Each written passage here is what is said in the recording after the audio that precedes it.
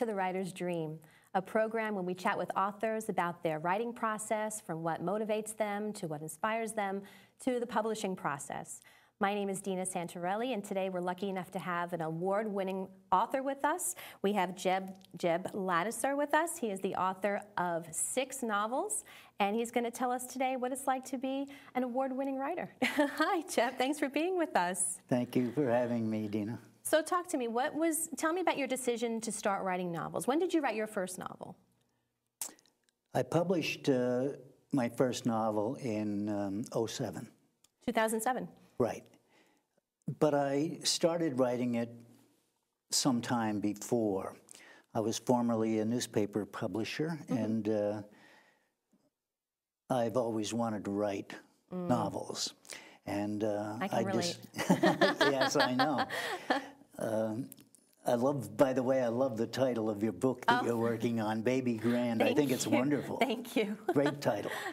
Anyway, I was a newspaper publisher. I published and founded the Fire News, which is one of the larger non-daily publications in the state of New York. Nice. They're called now niche publications. And I sold it in 2001. So that I could devote my time to writing novels. I've always wanted to write novels. So you sold it in 2001, right. and you published your first novel in 2007. So in those 6 years, you would say you spent developing the story and writing the story? That story and a few others. Okay. Yeah. I have never experienced what is called writer's block. In fact, you're lucky. If anything, I have just the opposite situation. I have so many stories in me that I just don't have enough time to do all of them. That's why I've published 6 novels in 5 years. That's actually, some people say that's also a form of writer's block. The fact that, not that you have nothing to write about, that you have so many ideas to write about, that can be a block in and of itself. But that never happened to you. No, that's that wonderful. never happened. That never happened to me. For somebody that loves writing as much as I do, I think that what is called writer's block would probably be the worst imaginable kind of impotence. Yeah, exactly. Yeah. Now, why did you want to write novels? Why did you wait? I mean, is it something that you would have liked to do earlier in your career, or were you waiting to sort of retire and put that career aside to concentrate on being a novelist full time? Well, there is no such thing, I don't think, really, as writing, only rewriting. And, absolutely. And all writing stems really from reading. Now, in the 10 years that I've been retired, I have written and published 6 novels. 6 novels. But I've read over 500 in that 10-year period. So if I were to give any advice at all to a prospective writer, I would say read as much as you possibly can, because that's where all of your writing really will stem from. I agree. I find that reading bad novels and also extraordinary novels inspires me in different ways as a writer. Don't you find that you have something to learn from both types of experiences? The really good ones that maybe you'd like to emulate, and the really bad ones that tell you, you know what, this is not what I want to do. Well, the bad novels have a very important role in a writer's life. I agree. Because, as you know, they will indicate to you what you want to stay away from. However, before I criticize a book based on what other critics say about it, I want to read it myself. Oh, of course, of course. I don't go easily into their thought processes when it comes to a particular novel. I've found some novels to be excellent that were panned terribly by critics. I feel the same way. I've just recently read Joe McGinnis's book about Sarah Palin. The Rogue. The correct? Rogue. Yeah. And first of all, he swiped the title from her. Right, Her Going book is Rogue. titled Going Rogue. And McGinnis not only swiped the title, but then he proceeded to write a book which is so fragmented and chronologically incorrect that it's almost unreadable. So when you say that you spent most of the 10 years reading 500 books, you were reading books of all types, nonfiction, fiction. It wasn't just your genre. That's right, of all types. Right. In fact, I enjoy reading Joseph Wambau's books not because they're police procedurals necessarily, but because of the humor in the books. Mm-hmm.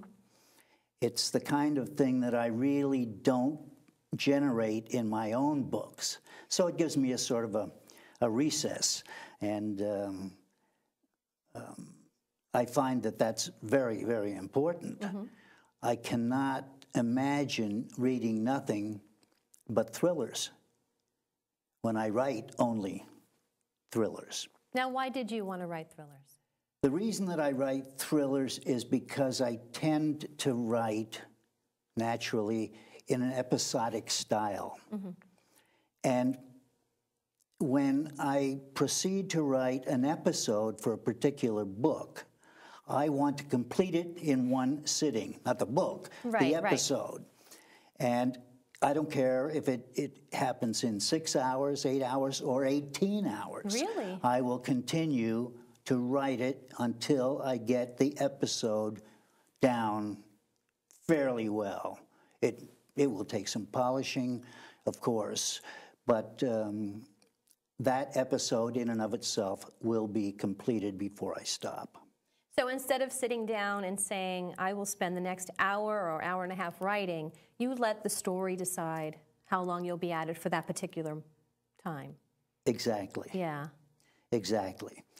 I find that to be, authors are, as you know, are highly rewarded on the completion of a book. Yes. Or a chapter, or whatever. But I find that I'm rewarded time after time after time throughout the production of a book by completing the various episodes. Exactly, exactly.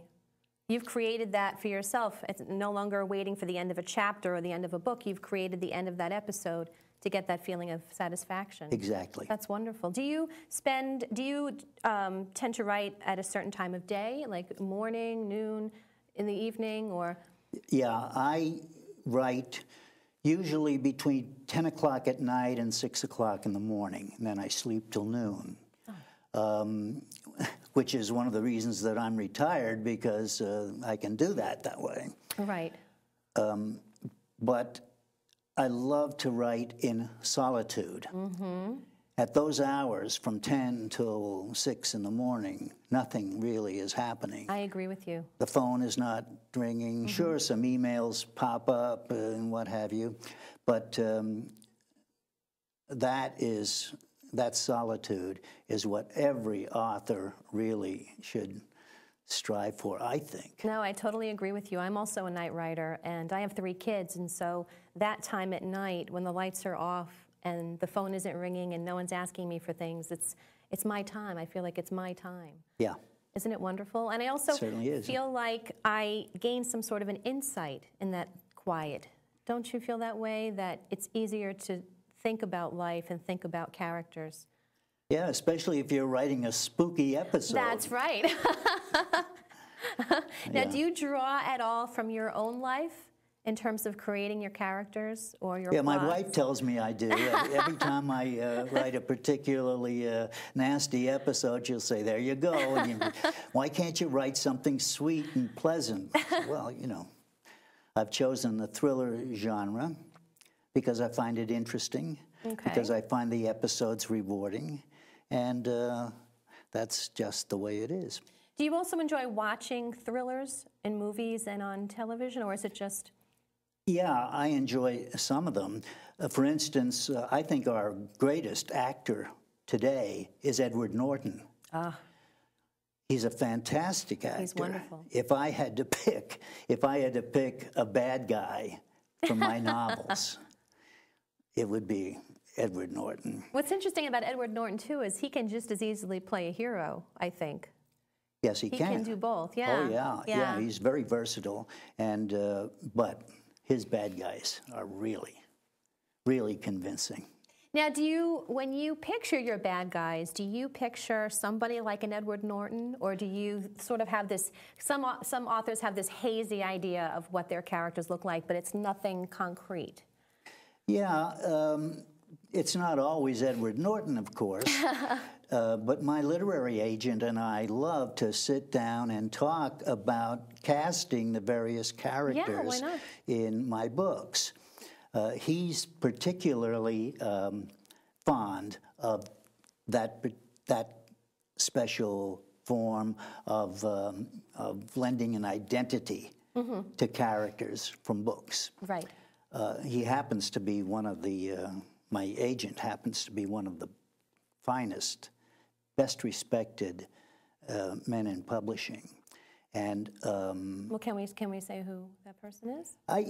you know, I don't like to do that because every time you use an agent's name in public, that agent will invariably get 5, 6, 8 unsolicited manuscripts from people that are watching or reading that you know. Yes. So it's not that I would try to discourage authors from seeking out an agent. God knows I spent a lot of time doing it before. I had 148 rejections from literary agents before I landed this one. I mean, what does it take to go on? I mean, some writers say, you know what, that's just one too many rejections for me, and they stop. But it is part of the process, and it's part of the business, rejection. You know what I would say to those prospective authors that are watching this program? If I had not received those 148 rejections, I would have never gotten the world's best agent. There you go. There you go. All of those rejections contributed to the fact that I finally would get the best agent that you can imagine. Now, when you got rejected, did you in any way think to yourself, you know what, maybe I should go back to my manuscript and reread it and maybe make adjustments? Or did you just sort of say, you know what, this wasn't the right agent for me, I'm going to go on to the next one? Dina, I'm sorry. That's okay. I had probably it could be a unique experience among authors. With my first book, I sent a dozen query letters out to agents in New York City. Simultaneously? At the same time? A dozen. I didn't know anything about the process of seeking out an agent. I had never had the counsel of an agent before. I had never even known anybody who did work with an agent. And how did you get those names, those 12 people? I got them out of the Writers' Marketplace. Okay. And, of course, there are hundreds and hundreds of agents listed there. So what do you do? What I did was I arbitrarily selected, and I don't know why, but I selected every 18th name on the first 78 pages or something like that of agents. And I picked only those agents who belonged to both of the agencies that literary agents belong to. Because I figured if they belong to both of these unions or guilds or whatever, they must be serious agents. Right. So I sent out a dozen query letters. Any author, having gone through this process, will tell you that if you get one decent nibble, send me 5 pages, or 6 paragraphs or whatever, that you're lucky. Guess what? I received 7 requests from 7 different agents out of the 12 to submit to them the full manuscript of the book. That's wonderful. It's unheard of. That must have been some query. I thought it was the best letter I ever wrote in my life. But you see, these things happen. But look, guess what happened then? I I had to pick one of the 7 agents. So I had to send out 6 rejection letters because they all wanted it exclusively. Right. Of course. And I wrote to the 6 agents. I picked the one, and I asked my wife, I said, now what do I do? I know, which what a problem agent to do I have. pick? And she said, I think you have to pick the first one that you opened. They all 7 of these requests came in on the same day. Right. They came in 4 days after I sent out the query letter. That's amazing. It's incredible. That's amazing. However, there's a downside to that. When I wrote to the 6 agents that I couldn't accommodate, I told them, you know, I'm sorry, but thanks for your letter. I appreciate your expression of support, of interest, and what have you. But I am going to be utilizing the services of the agent. In this case was in New York City on 14th Street, down the Village. And as things turned out, I did not like her approach to placing the novel. So she was ready to place it. I mean, she had, at this point, she was reading the entire manuscript? She had read the entire manuscript by this point, within a few days. Right. And I think she spent 8 hours reading the novel, and she said, that's it, I'm going to take it over to Penguin. And she happened to know one of the editors at Penguin, who is also a writer. It's my personal feeling, and the feeling of my current agent, by the way, that editors in publishing companies should not be writers of their own novels. And she and I, the first agent, that disagreed on that aspect. So I wrote. So I said, that's it. You know, before we got into a contractual situation, I said, I think we'd better have an amicable divorce here. Wow. And yeah, so then I wrote to the other 6 agents and said, guess what? Yeah, I'm available. And fully expecting, as a neophyte in the business, fully expecting that they would say, oh, goody, you know, we're glad that you're back on the market and come see me. No, they didn't. They all said, that's all right. You know, sorry about it. So I guess they're... Sort of like you had your chance. You had your chance with us. You went to somebody else. Good luck. Bye-bye. Oh, my goodness. So that's when I was rejected by the 136 other agents before I finally landed my agent in suburban Philadelphia. You basically got a nibble from the first agent that, one of the first agents that you had queried, had to turn down the other 11, ended up the other 6. I'm sorry, the other 6. I got 7, you got 7 requests for the manuscript. Ended up having to say no to a relationship you didn't think was right for you with that first literary agent, and then having to endure rejection after rejection. I mean, what were you thinking at the time? Were you thinking, I made a mistake? Were you thinking, you know what, I did the right thing? It'll happen for me. I mean, what were you thinking? Yeah, I thought that. I figured if the book, and it's not me, these people didn't know me, and these agents don't know me. All they know is what they have in hand, and so you can't really take it personally. Right. You've got to focus on the material that you've submitted, because after all, that's what's being judged. I think too often authors do take these things personally. I agree. It's hard not to sometimes. Maybe they don't like, the agents don't like the way I part my hair or my tie or whatever. You know, that's not the case. And I never regretted turning the first agent down, because it was a matter of principle. Right. My acquaintance, who comes from the town, was born in the town where I live, and she was born in the hamlet of Nesconset in Smithtown, where I live. This is your agent? No. Oh. This is a friend. Her name is Jody Pico. And, well. yeah.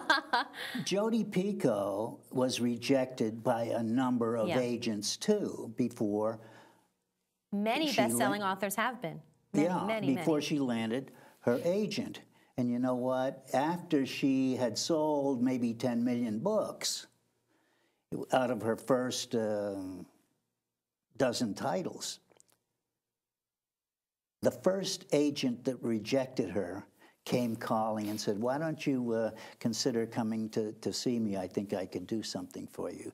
And Jodi, much to her credit, said, she said no. So your current agent that you work with, you've worked with for each of your 6 novels? Yes. And have you published through the same company? Yes. All of them? Yeah.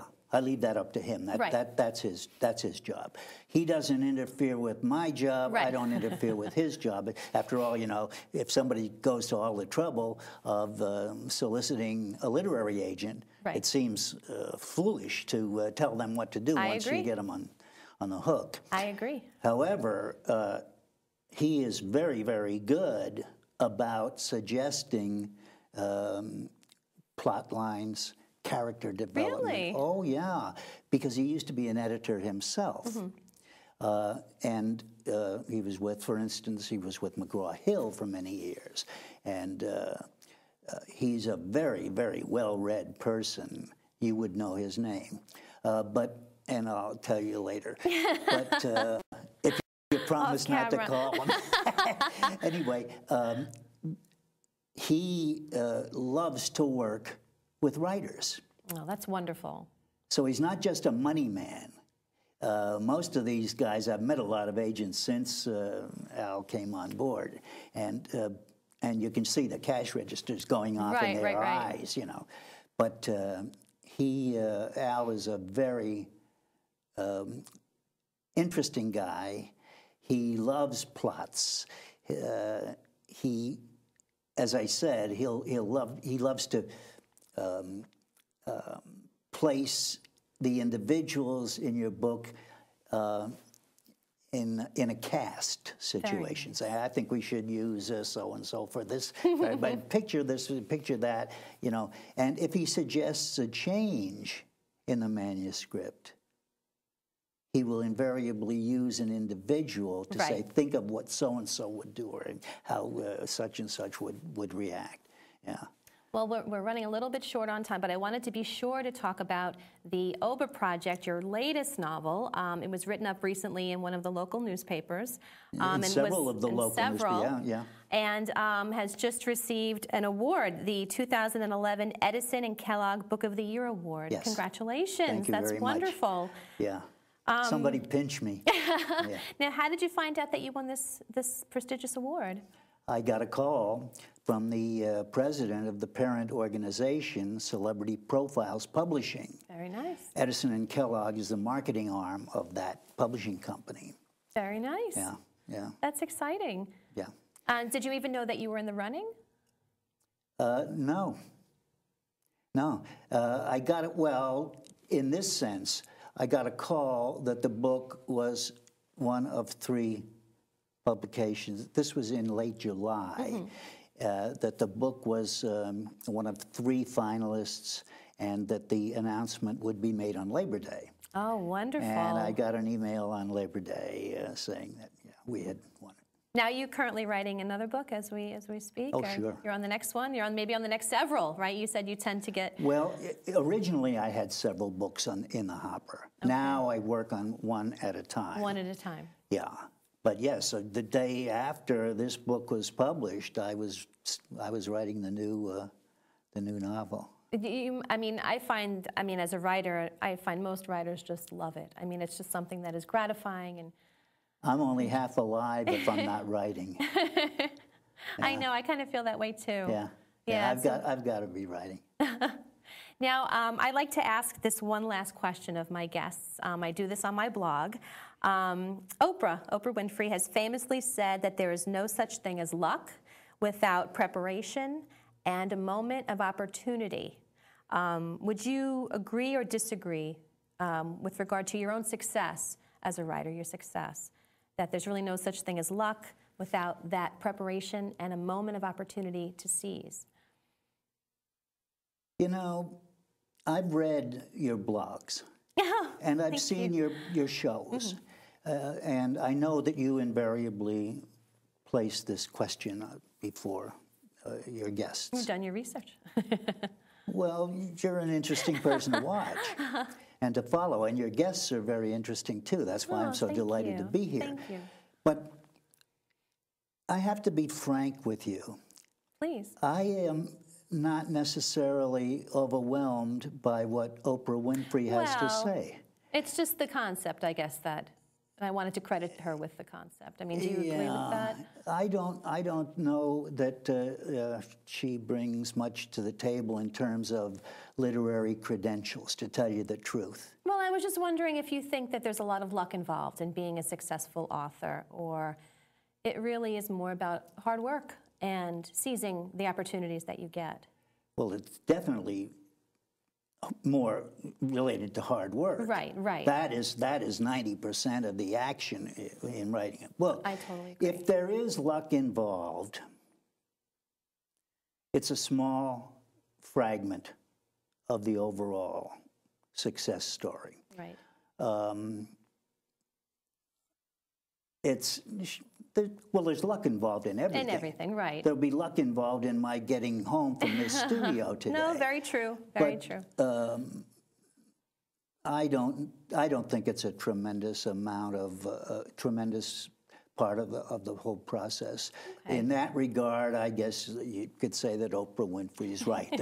There is no such thing as pure luck. And I think we're going to have to actually end on that. We're running out of time. Jeb, thank you so much. I hope you'll come back and we can talk some more. Oh, I'd love to. It's a pleasure meeting you. Thank you so much. Dina. Thank you. We'll see you next time on The Writer's Dream. Thank you for joining us.